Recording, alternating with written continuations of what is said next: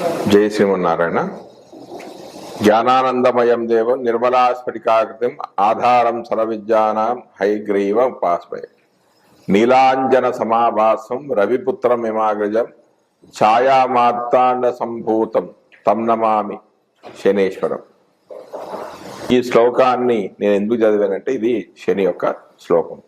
మనం ఈ వీడియోలో శని మారినప్పుడు 12 రాశుల వారికి ఎలాంటి ఫలితాలు ఇస్తాడు, అసలు శని యొక్క గుణాలు ఏమిటి, శని కారకత్వాలు ఏమిటి, శని దోషాలు అంటే ఏమిటి అనేది మనం ఈ వీడియోలో తెలుసుకుందాం. 29 మార్చి 2025 నుండి శని కుంభరాశిలో నుంచి మీనరాశిలోకి ప్రవేశిస్తున్నాడు. అంటే కుంభరాశిలో నుంచి మీనరాశిలోకి ప్రవేశించినప్పుడు శని ఏ ఫలితాలు ఇస్తాడనేది మనం కులంకషంగా సంపూర్ణంగా ఈ వీడియోలో మనం తెలుసుకుందాం. ముందు శని గురించి తెలుసుకునే ప్రయత్నం చేద్దాం. గ్రహాలలో మందగ్రహం శని నెమ్మదిగా సంచరిస్తుంటాడు. వేగంలో బుధుడు ఉంటే నెమ్మదితనంలో శని అనే కనిపిస్తాడు. శాంతిని ప్రశాంతతను కలిగించేవాడు శని. నెమ్మదితనంలో విశ్లేషణను తెలుసుకొని జీవన గమ్యంలో అంత్య వ్యవహార వరకు పరిశీలించగలిగేవాడు శని. సేవాతత్వం బాగా తెలుసుకొని పాటించేవాడు. ఈ తత్వాలనేవి వ్యక్తులవే, గ్రహం ప్రేరణ మాత్రమే. సమాజంలోనూ సేవా వృత్తులు అధికంగా ఉన్నాయి. ఉద్యోగాలన్నీ కూడా సేవ అంటే సర్వీస్ అనే పదంతో ముడిపెట్టినప్పటికి కూడా నిజమైన సేవ చేసేవారు వీరంతా కాదు అని అనిపిస్తుంది. శుభ్రం చేయడం శని యొక్క తత్వం. మనస్తత్వాన్ని శరీర తత్వాన్ని కూడా శుభ్రం చేసి ఆధ్యాత్మిక భావాలను పెంచే శక్తి శనిగ్రహానికి ఉంది. వీధులను శుభ్రం చేయడం అంటే ఉద్యోగ వ్యవస్థకు సంకేతం శని. శరీరంలోనూ విసర్జన వ్యవస్థకు కారకుడు శని. శని కారకత్వం సరైన విధంగా లేకుంటే విసర్జన పదార్థాలు ఎక్కడెక్కడే ఉండి పోతాయి, వెంటనే వ్యాధులు కలుగుతాయి. అందుకే సమాజానికి శని అంటే భయం. అంతేకాకుండా వేగవంతమైన భావన కాకుండా నెమ్మదిగా పనిచేసేవాడు కావడం వల్ల ప్రస్తుతం ఉన్న వేగవంతమైన సమాజంలో ఇముడిపోవడం కష్టతరము అవుతుంది. సమాజ అవసరాలకు అనుగుణంగా మారడం కోసమే శనితత్వాన్ని మార్పులు చేసే ప్రయత్నం చేయడమే శాంతి విధానం. పూజలు పునస్కారాలు ఈ ప్రయత్నాలతో ఆకాశంలో గ్రహం ఏమీ మారదు. ఈ గ్రహం ప్రేరణగా భావించే శరీర తత్వంలో మనస్తత్వంలో మార్పులు అనేవి వస్తాయి. ఆ ప్రయత్నాలు తనను తాను తీర్చిదిద్దుకోవడంలో సహకరిస్తాయి. అందుకే జ్యోతిష్యం లోకంలో గణనీయమైన నయనస్థానాన్ని పొంది రాబోయే మంచి చెట్లను చూడగలుగుతుంది, ఊహించగలుగుతుంది. శరీరంలో బద్ధకానికి కారకుడు శని. వ్యాధులు మలబద్ధకంతో మొదలవుతాయి. వీటికి ప్రతిగా జలాన్ని ఇవ్వడం ద్వారా కొంత మార్పు అనేది ఉంటుంది. వాయుతత్వ గ్రహము శని. గ్యాస్ ట్రబుల్ అనే కడుపు నొప్పికి కారకుడు కూడా శని. అదేవిధంగా వాతతత్వానికి చెందిన మోకాళ్ళ నొప్పులు మొదలైన వాటికి కూడా కారకుడు. విసర్జన వ్యవస్థకు సంబంధించిన అన్ని లోపాలకు శనే కారకుడు. ఇవన్నీ వ్యక్తులలో సమాజంలో గమనించి ఏర్పాటు చేసినవే. బద్ధకాన్ని తొలగించుకోవడానికి అవసరమైన శారీరకమైన శ్రమ, ప్రాణాయామం, యోగాసనాలు వంటి వాటి వల్ల శని వల్ల కలిగే దోషాన్ని తొలగించుకోవచ్చు. శరీరానికి కొంత వేడిని కలిగించే ఆహార పదార్థాలను ఆహారంలో వినియోగించుకోవడం వల్ల కొన్ని లోపాలు నివారించబడతాయి. నువ్వులు, మిరియాలు వంటి ద్రవ్యాలలో ఇటువంటి భావాలనేవి ఉంటాయి. వాటి వినియోగం వల్ల శని దోషాలు కొన్ని తొలగిపోయి చైతన్యవంతమైన వేగవంతమైన మనస్తత్వం అనేది ఏర్పడుతుంది. దాని నుండి శరీరంలోని బద్ధకం అనేది తొలగుతుంది. మనస్సులోని బద్ధకాన్ని తొలగించే ప్రయత్నాలే శాంతి విధానాలు. ఇక మన ఇప్పుడు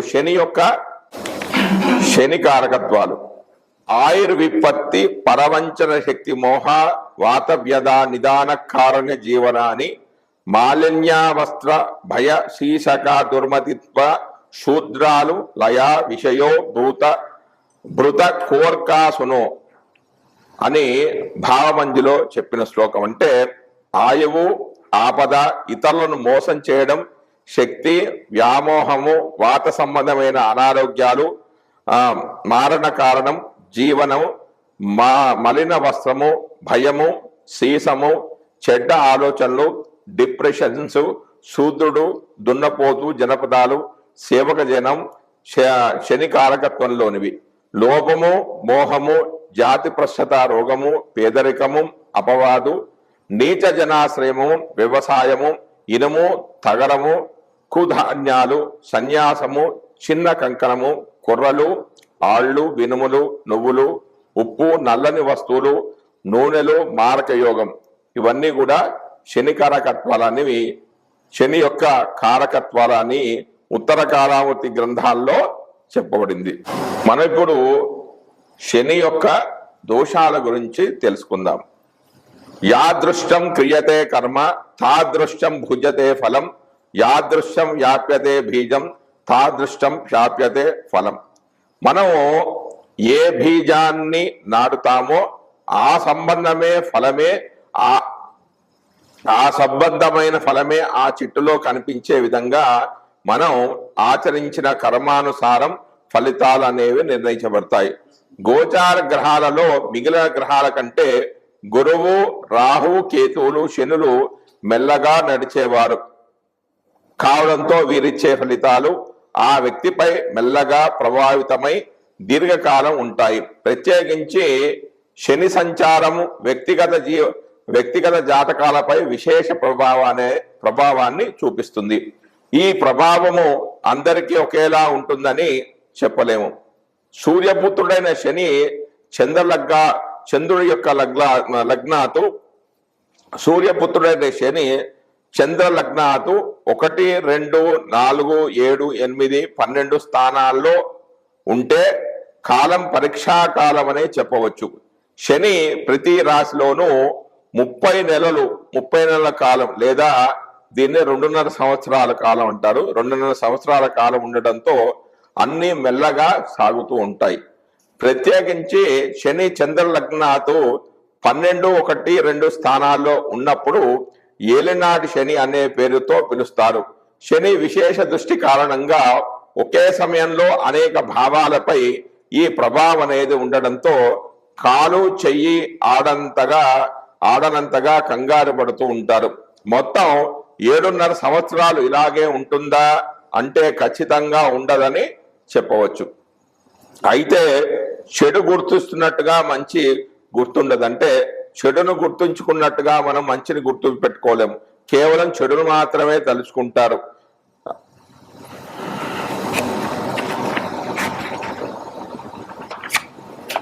చంద్రలగ్నాతు 4వ రాశిలో శని ఉన్నప్పుడు అర్ధాష్టమ శని దోషమని, 8వ స్థానంలో అష్టమ శని దోషమని అంటారు. ఈ విధంగా 30 సంవత్సరాల కాలంలో 12.5 సంవత్సరాలు శని ఆధీనంలో ఫలితాలు ప్రభావితం అనేది కావడం మనం గమనించవచ్చు. మానవునికి తాను చేసిన పాప పుణ్యాలు అనుసరించి ఫలితాలు ఏర్పడతాయి.